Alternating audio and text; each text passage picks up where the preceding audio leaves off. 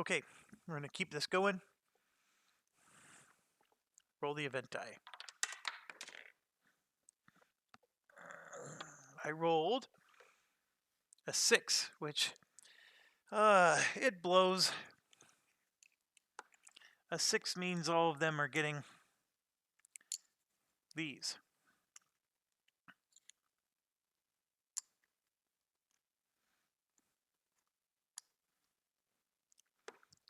I think I am for sure going to get the chisel, and I'm going to give that to Keen for 4. So that puts me down to 12. The Norora are building an Azure Temple level 1, which, if I remember correctly, means that they absorb 2 damage now. So if we do attack their fortress, they absorb 2 damage. I don't care, really. What does it normally do? Once per wave, you may spend 1 source per damage to negate up to 2 damage. So what this is saying is that on the first attack, they absorb 2 damage.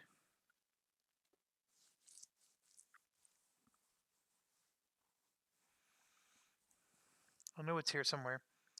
It activates the first time the gate is attacked each wave to negate up to 2 damage. Yep. So that's fine, because our goal isn't to destroy their gate anyways. So now what do they get? They get 2 drifts. These are those incorporeal guys, which do damage us pretty badly.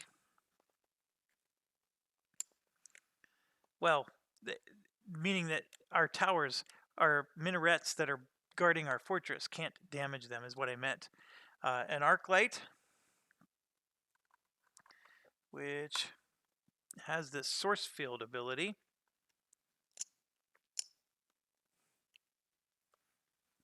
And what does source field do? It does not trigger, so it doesn't do anything. And then a conduit. So this guy has stasis. And stasis triggers before or after the unit's movement if it's adjacent to an ungrouped opposing minion. And it says before or after you place it on top of an adjacent ungrouped faction minion, the minion becomes inactive. However, any damage dealt to this unit is removed from the inactive minion's health. This unit must move off of the minion on the next turn in which it can make progress. Okay, so stasis is sort of like a paralysis thing. Quite annoying. And it's only for 1 turn. And he's on top, by the way. Like so. Okay, we get 7 CP. I'm going to roll, and we get 1 more. So 8. But we still have 12 source to spend. Now we're on wave 3. If I want to stick with this, this is like 6 plus 4. I need 10 source to destroy those 2 landmarks up there. And that's something I can do. I have to do that in order to be able to win. So I think what I'm going to do is spend 2 source to upgrade our health to 6. Or was I at 4? I think I was at 4. I'm going to upgrade our health back to 5 again. No. I was at 5. It went to 6, and then I went back to 5. So I'm going back up to 6. And I have 10 source to destroy those 2 landmarks, which I'm going to do with Kim. I feel like I'm in the movie Coming to America with Hakeem. If any of you guys remember that movie. Hakeem. I think... So what am I contemplating? Why am I hesitating? The Joust has been a pretty good thing for us to destroy their towers. So I can get like the Joust training. But to be quite honest, that's not our goal. Our goal is simply to destroy those 2 landmarks. And then we actually accomplished our goal, assuming my hero doesn't die. So I don't care if these towers don't fully die, because our units, whatever units we send, need to die before they destroy their tower, the enemy tower. I don't want the enemy fortress to get destroyed by anything. Yeah, so we now are going to release 8 CP, and I'm going to do Humminger. I'm not even going to send a Joust. And why am I doing that? Because I can send 2 Elfin Kazi and wreck their world, right? So that's what I'm going to do. So 1, 2, 3, and 1, 2, 3, and I'm going to make each of them their own unit. Okay, we go first. So Humminger 1, 1, 2, Humminger 2, 1, and then Keem is going to go 1, 2, 3. This guy has 2 range here. So am I going to get in his range or not? I'm going to say no. I'm just going to move 2 and stay out of his range. Okay, their turn. 1, 2, 1, 2, 1, and done. Okay, our turn. 1, 2, 3, going in for the kill.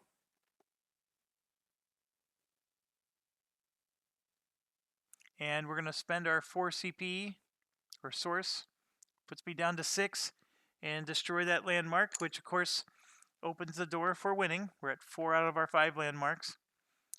And I'm going to go ahead and move this. I could go here, which means this guy can attack, but this one won't because he'll attack the hero instead. I don't think there's a need for me to be that aggressive, so I'm going to go here instead, and then there, like that. Or I could even put him there, which I don't think makes a difference. So I'm going to go here. So their turn, 1, 2. I get to choose, and I'm going to choose this one, so that way this guy gets stuck. He can't move so much. So that's how that's going to play out. And, oh, before I took their turn, I still have to finish this turn. I'm sorry. This guy's going to roll 1 attack die against our hero, and he does 1 damage. So our hero does take 1 damage. And then we're going to use that weak point to destroy the top 2 upgrades, which is that, and now this tower can no longer attack. So that's a good and done. And Keem should not be on that side. He should be on this side.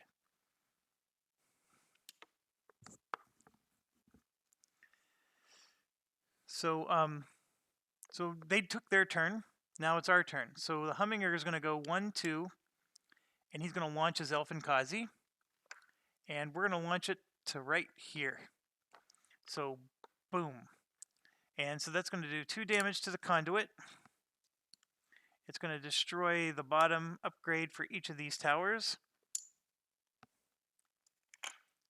And that's it for him. This one's going to move here, and he's not going to launch his Elfin Kazi yet. This one shoots once. This one has no range. So he's going to shoot at the first Humminger, and it's a 1. I knocked it over, but it was a 1 before I knocked it over. And that's those guys. Now, as far as this guy goes, I am going to move 1, 2 to get closer to my target, but I am merciless. I'm going to destroy 2 more upgrades for this tower. We're going to knock the tower all the way and get a promotion. So it's their turn now. This guy's going to go 1, 2. 1, 2. And 1, 2, 3. And 1, 2, 3. Okay, this guy is attacking the Humminger for 2 damage and will kill the Humminger, unfortunately. So nothing I can really do there. And now it's our turn.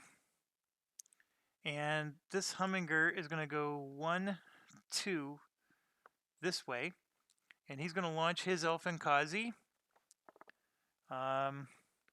before he dies, and he's going to just launch the Elfin Kazi to go there. So that's going to do 2 damage to this and 2 damage to that. I don't get to damage any towers. There was just no path. They had it all blocked off. All right, and then my hero's going to stay there and destroy this tower. So by destroying that tower, we get 4 source, which is quite good. That puts us back up to 10. And I probably should have moved with my hero so I could win this game, but we still have 1 more wave, so I'm not too concerned. So it's their turn. I'm sorry, attacks. This tower is going to attack the Hummingbird, and it is 1 damage. And then the Hummingbird is going to do 2 damage, or he can attack something. And I could damage the tower and really get it down, but I'm not worried about the tower, so I'm going to go ahead and hit this Incorporeal guy and get 2 source instead for that.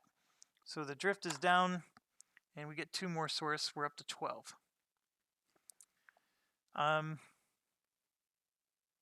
Their turn. 1, 2, 1, 2, and 1, 2. He has to stop. So it's our turn. This guy is going to go 1, 2. And then our hero could come back here to kill this thing. Do we want to do that? I mean, in a way, we sort of do. Our hero actually upgraded, by the way. So I'm going to get another attack chip. So this hero now does 3 damage.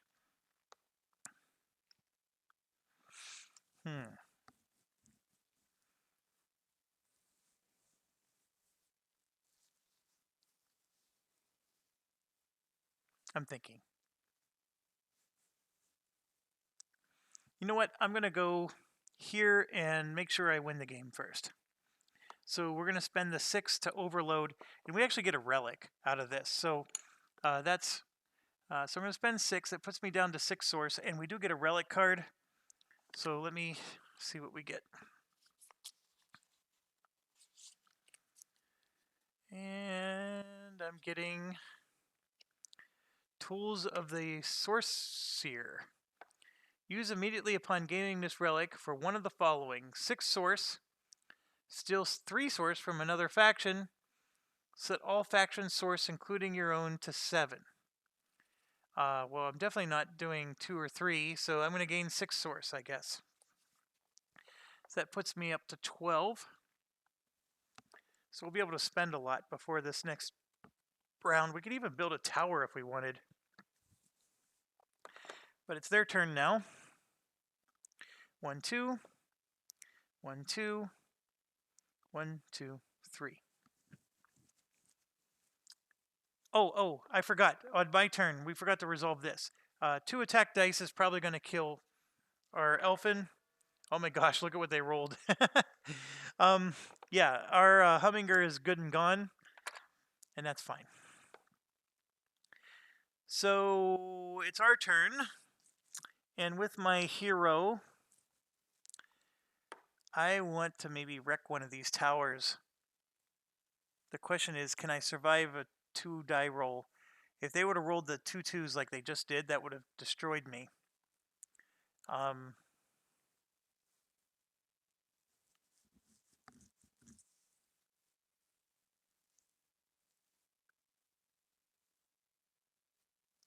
I'm going to risk it. So I'm going to go 1 and stop there. And I'm going to let this guy roll 2 dice against me. And it's a 1 and a 1. Anything other than 2s would have been fine. And then I'm going to destroy the top 2 upgrades, which are his 2 attack. And so he's been neutered. And now it's their turn. This guy's moving up. This one's moving here and there. These 2 towers are both attacking here. And I destroyed them. They both hit. I only needed one of them too. And I get 3 source for this one. So that puts me up to 15. Now it's my turn. And I'm going to go ahead and destroy this tower all the way. And in doing so, I get 4 more source, which doesn't really... I'm actually going to max out. I'm at 19. So this guy is going to move forward. This one moves up. Both of these are going to attack him. And I rolled a 3. So he's as good as dead. Well, actually, because I knew I was going to max out, right? So should I have purchased a tower? I'm not going to get too gamey here. But what I could have done was purchase like a range and a range. That would have cost me 6. Yeah, I'll do that. So 3 and 3, that would cost me 6, which puts me down 9, 13. So now I killed this guy, which gives me 3. The whole point of this is I'm just planning that I'm going to get more points, right? So so I get 3 more, so I'm back up to 16 already. And then for my turn, I'm going to go 1, 2, 3 and flip this thing over and go back home, which heals me back up to 5. And I get 4 source. So I'm up to 20 because that thing is ridiculous. And then, yeah, the last guy's going to go in, and he is going to damage our fortress. We're back down to 5, but then we kill him. And we get 2, but we don't actually get 2 because we're at maxed out at 20. Because he's incorporeal, our towers would not have been able to attack him. Okay, so we're moving on to the final wave, wave 4. For all intents and purposes, I've won, as long as Keem doesn't die. And so as much as I hated this scenario, it is beatable. It's just that you got to have the right circumstances, and this little trick of moving this way is a good one because of the way the attack of this tower is not as bad as the attack of these ones. And since you move 3 spaces, you want to go 1, 2, 3 and stay out of this guy's range because this guy is trouble. But it's challenging, and of course starting here helped. Starting here would have helped even more because then I would have been able to just barrel right through. I think that starting back here is brutal. I mean, obviously I'd be able to maybe get back here, but this tower wasn't easy, and neither is that one. But anyways, I don't want to get back and rehash that. We do roll the event die, and it's a 6, and that just puts fortifications on the bottom of these 2 towers, and their hero never came out in this scenario. Their hero normally comes out if I roll 1, 2, or 3. That never happened the entire scenario. That's pretty odd. Okay, so they get a bishop. So their bishop looks like that, and he has 3 range. He's a pretty badass guy. He does 2 damage. He's going to be at the bottom of their stack. And then a nitrous is incorporeal, which means that, and he does 3 damage, and you can't damage him unless you're next to him. That guy is very tough. I'm worried about the health of our fortress. That's what I'm worried about. So he's going to go there. What else? Next one is 2 burnouts grouped together, which is interesting because the burnouts are the ones that have the entropy. They blow up. So they're going to be grouped together. And just so you understand, the Narora, if I'm pronouncing them correctly, this particular race that we're up against, they don't have upgraded units. So there is no such thing as an upgraded unit. They just have a unit on each side. See, like this is a medium, this is a conduit. There's no such thing as a promoted unit with them. So you just have a lot more choices, and you got to basically pick whichever one is situational. But let me just tell you that when you're trying to sort the chips, it's a bit of a nightmare because usually you at least can see what goes where really easily, and now you can't because they have 2 different names. but that's all right. That's a first world problem I'll gladly accept. And so now we get 9 CP plus 3 more. Oh my gosh. So we're going to get 12 CP, which helps us immensely with our ability to, because we don't want to lose our fortress. I have 20. So I have 20. And I think what I'm going to do is I'm going to spend 2 to raise our fortress health back to 6 again, because I don't want us to die. We can make a Regal Lookout, so we can have another Elfinkazi and really upgrade the crap out of him. We don't need our units to actually even be all that strong. The rally ability of Keem does let our units get promoted. So here's what I'm thinking. I'm thinking we're going to spend 8 to get promotions. So we're now down to 10. So now our units can promote, and that also lets us build that Regal Lookout Tower I was telling you about.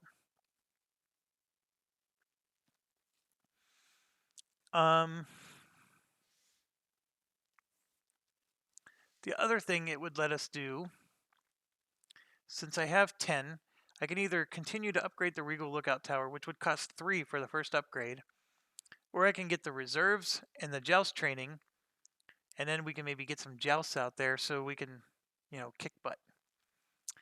This would cost 6, which I have, right? So that puts us down to 4. And then I put in a Regal Lookout, which has an attack and a range. And I can add another attack, or I can even add some fortifications to it. Or I can add a range so we could hit them from further away. There's a lot of neat choices here. I think what I want to do is put the fortifications on later and use like my limited build actions to do those, because those only cost 2. So I'm going to go down to 1 source and basically just put another attack. I think that's what I'm going to do. I'm going to do 2 attack and 1 range. And so it's going to look like that. The green screen was making that look like blank.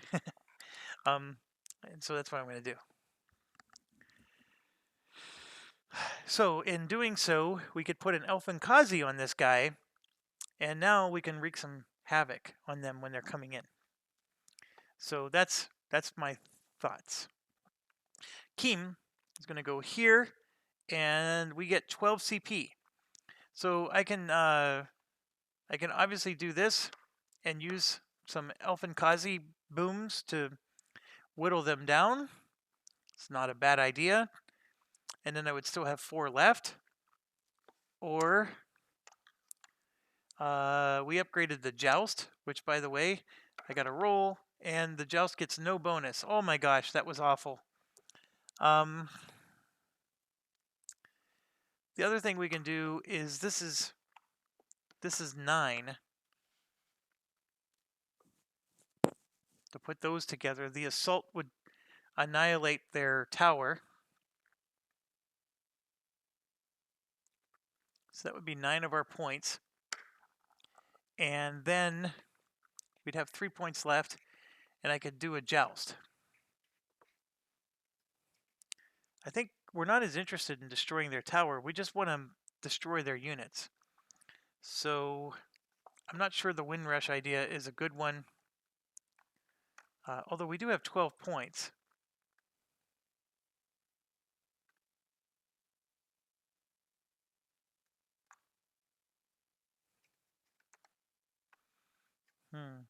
And we get to upgrade our guys eventually.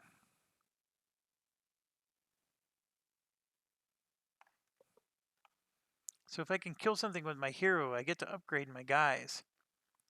So that's something to keep in mind too. Like these jousts with the flying kicks would be awesome. The fury kicks.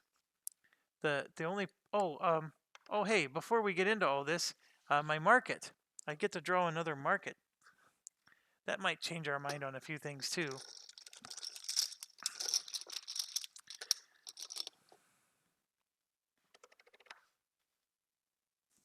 a nomad. He looks like he sucks. So, yeah, not getting any of those.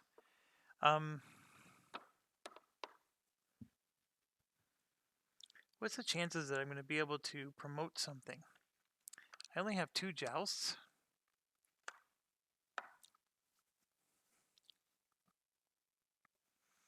If I promote our Windrush, it gets Quick Strike.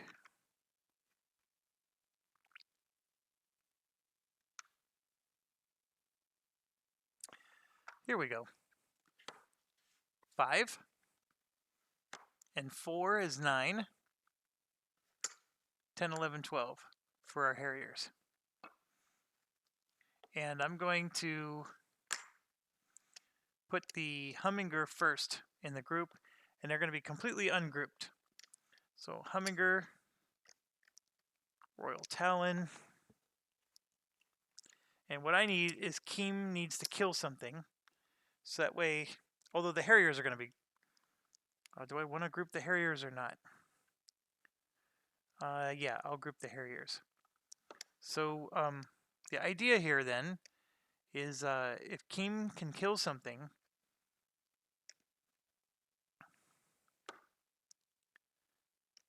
then everybody promotes. Okay, let's go there first. So this guy goes 2. This guy goes 3 and 2.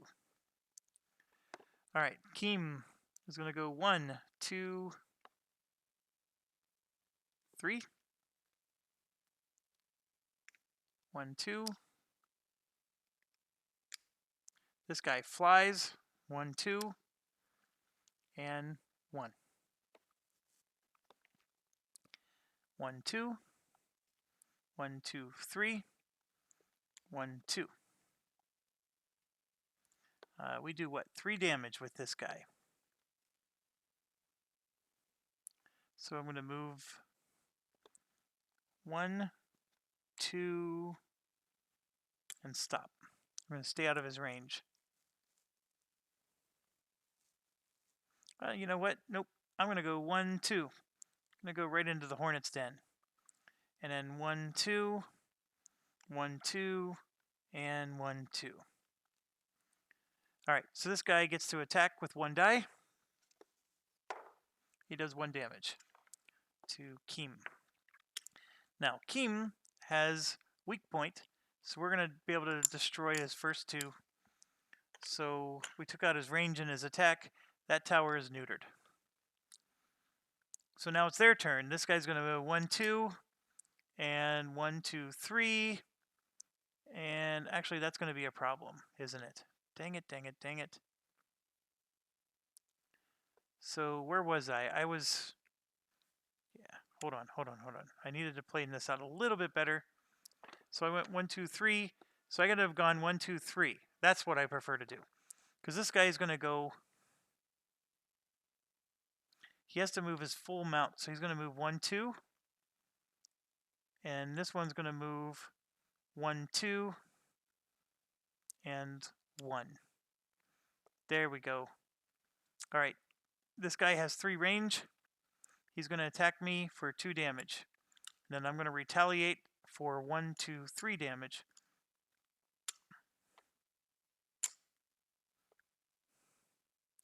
So now it's our turn. And the Humminger, or my hero, is going to move. Man, I just need to kill something. Hero's going to stay right there. The Humminger is going to move 1, 2 and transpose the hero like so. Okay? And then the Elfin Kazi is going to come out and blow up right here and take out that and kill that. So we get 4 source for killing the bishop. So we're up to 5 now. Alright, Elfin Kazi's gone. Okay. Then this guy is going to fly 2 to there. And this one moves 4, but it has to stop there. So here's the coup de grace. The Kim is going to destroy this. And we get 4 source for that. So that puts us up to 9. And then because he destroyed that, everybody levels up. So the Hummingbird is upgraded. The Royal Talon is upgraded and gets 1 more health. And then all the Harriers are upgraded. Everybody levels up because of his rally ability.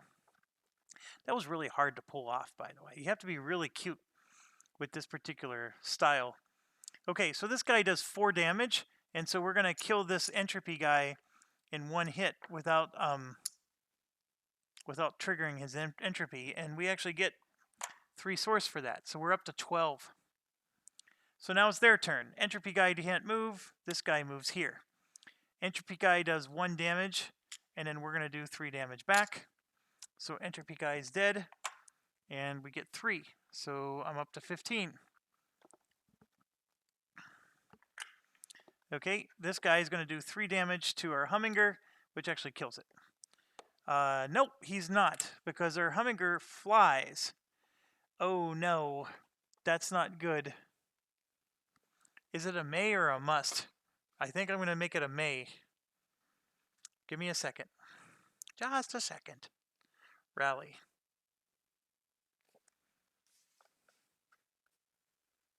May immediately be promoted. And here's why this is important. He's on the ground. He's flying. I'm not going to promote the Hummingbird. Why is that? This guy can't hit air units. So what he would do is he would walk right through the Hummingbird and force the Hummingbird to move, to switch places. And then he would attack Kim and kill him. That would be the stupidest move of all time. So I'm going to not promote the Hummingbird and force the Incorporeal to kill the Hummingbird. And the Hummingbird did his job, so I'm fine with that. Okay, so now Kim, in his infinite wisdom, is going to just run away Sir Robin and explore this and say, oh yeah, I'm going to go back.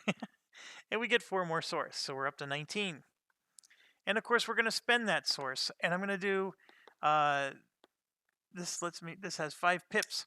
I'm going to do 2 more upgrades, right? So I'm going to get a range upgrade for 4 and a fortification upgrade for 6. So that puts us back down to 13 source, and it still has an Elfin Kazi sitting on it that we may never even use. So it's our turn now. This guy's going to go 1, 2, 3, and this one's going to go 1, 2, 3. Ugh. They're both. Oh, you know what? It doesn't matter. I'm going to go 1, 2, 3. And this is going to go 1, 2, 3, 4. Okay. So the Harriers are going to use their quick strike and knock off that from the tower. The tower is going to attack the Harrier, and it kills the Harrier. So Harrier dead. But then the next Harrier comes in, and they get 3 health, not 2. And then the next Harrier gets to attack, so we're going to kill the range off of that tower. I could have attacked this, but I'm not going to. So now it's their turn. This guy's going to move 1, 2, 3. And we're going to go ahead and Elfin Kazi him. So we're going to go 1, 2. We blow up. We do 2 damage to him. Elfin Kazi's gone. He's incorporeal, though, so the tower can't shoot at him. So we can't shoot at him. The Elfin Kazi was able to hit him because he was able to get next to him. So now it's our turn. We're going to go 1, 2, or 2, 3, really. That's what we're going to do. And then this one's going to go 1, 2, 3, He would try to move 4, but he can't. Now, I'm not worried about destroying their fortress, because when we destroy their fortress, we don't lose the game. It just ends the scenario. And we've already met all of our conditions. Keen returned to the fortress. We cleared 5 landmarks, and Keen just needs to survive to the end of wave 4. And he's going to do that. So the moment we destroy their fortress, we win. So it's no big deal that our guys made it through. So we're going to get to attack with both of them. This guy does 4 damage to their fortress. They're down to 6. But they're going to absorb 2 of it because of that upgrade. So they're down to 8. And then they're going to do 1 damage to him. Then this one's going to do 2 damage. So you're down to 6. And 1 damage to him. So now their guy is going to go 1, 2, 3. He's all the way in. Our Keem's actually not really there. And this time, though, he is right next to our tower. And our tower does get to attack him. And it will. And we did 3 damage to him. He never even made a dent. And so we killed him. Technically speaking, we've won. There's really no need to play this out. We are up to 17 source. But if you wanted to play it out, I mean, this guy's going to do 4 damage. He's down to 2. This guy does 2 damage, and boom, they blow up, and they would have each lost just 1 health, and we would have had plenty of guys left. So, man, I did not like this scenario. I definitely pouted. Boy, I deserved a binky in my mouth after that last pouting session. But it was just so frustrating. And so I think the biggest lesson for those of you who are still watching, and some of these scenarios can really just bite you in the butt. But if you start over and just re-randomize things, that the randomization elements actually can make or break how easy or hard these scenarios can be. I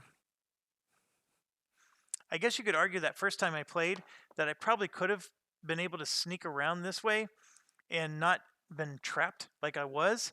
That's possible with that first one, but with the way everything died and I got no source in the first round, it was a really difficult game. But anyways,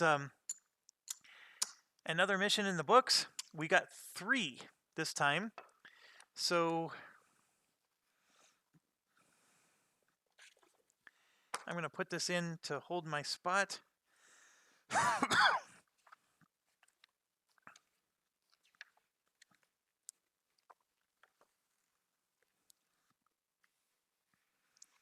So we are sitting on 5 points. And what I'm thinking of doing is spending 4 for this hired protection. And this was the 3rd scenario, so there's only 1 more scenario. So whatever I do next, I'm spending it. I did like being able to reveal all the landmarks, but it does create some problems. Oh, I'm sorry. I'm on the wrong one. We're on the heirs now, which is down here. So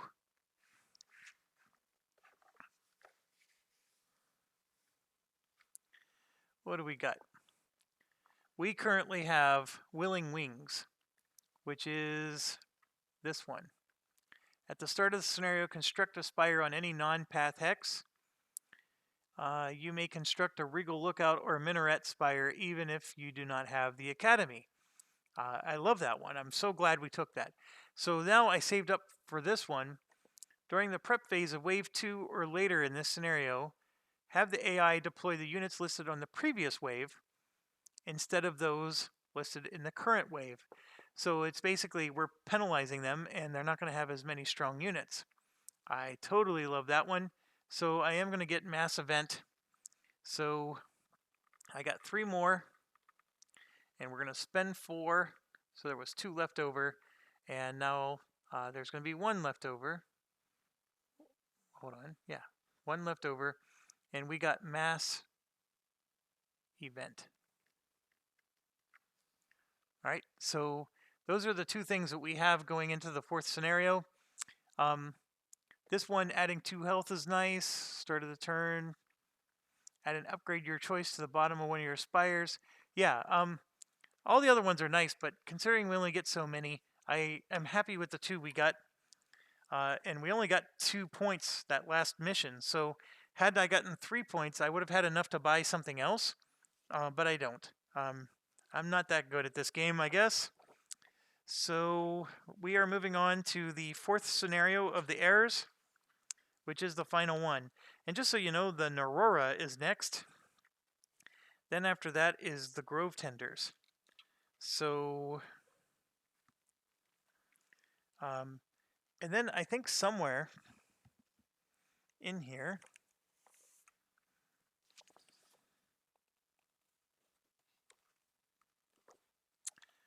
oh, here you go. We were looking for this a long time ago. The rest of the landmarks. Set aside the anomaly and portal landmarks. They will only be used when playing the anomaly expansion. That explains our problem, folks. My gosh, I've been whining about this all along. That you need to, that these two are like awful. That you got to use the anomaly expansion. Oh, what was I smoking? So what the heck is the anomaly expansion? Oh, that's this thing. So the anomaly it focuses on a small island, rich with sources. So there's an actual other game here that you can do. You cannot use earthscaping to connect to the islands. So there's another whole. So my apologies, folks. I can't tell you how much that was driving me nuts that they didn't think of this, but yeah, I feel so good now. So what that means, for those of you who are probably a lot smarter than I've been, is these anomalies and these teleporters that keep driving me nuts because they break the game, they're not supposed to be in the game. They're only used for the anomaly expansion. So, man, oh man, I can't tell you enough how much that was driving me nuts. Okay, so yes, the thing I was really trying to look up is this. So we have the Greege as well. So this is basically the Zergs, if you ever played StarCraft. There's a solo scenario, and you can play as them. And apparently, you can even play all the scenarios that we're doing right now as the Greege, except you just don't get any of the bonuses. So you can play, allegedly, so like if you play like the heirs, we can play as the heirs, but instead we're the Greege instead of the heirs. We could play as the Brahmin, but instead of the Brahmin, we're the Greege. I think there's going to be a lot of like, question marks with it, but anyways, I'm going to go ahead and hush up and say thank you for watching. Stay awesome, and maybe we'll get another one in today. And I just want to check out this anomaly expansion and see what else I'm missing from this reference sheet. Thank you.